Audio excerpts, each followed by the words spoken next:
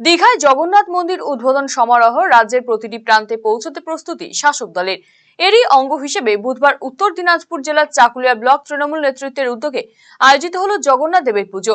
এদিন রামকৃষ্ণপুর হাই স্কুলে এই পুজোর আয়োজন করা হয়। এই উপলক্ষে কানকি থেকে রামকৃষ্ণপুর পর্যন্ত এক বাইক র্যালি আয়োজন করা হয়। এদিনের অনুষ্ঠানে উপস্থিত ছিলেন বিধায়ক মিনহাজুল আরফিন আজাদ, বিডিও সুজয় ধর, পঞ্চায়েত সমিতির সভাপতি আনোয়ার আলম, কানকি ফাঁড়ির আধিকারিক কৌশিক পান্ডে সহ অন্যান্যরা।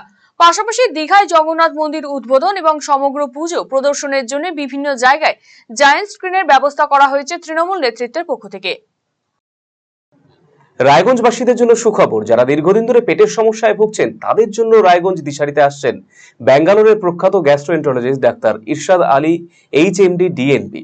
এখন থেকে প্রতি মাসে নির্দিষ্ট দিনে ডাক্তারবাবুকে দেখাতে আজই যোগাযোগ করুন দিশারি হেলথ কেয়ার, উকিলপাড়া, রায়গঞ্জ শাখায়। যোগাযোগ করুন 7477785509 এই নম্বরে এবং 7477785512 এই নম্বরে।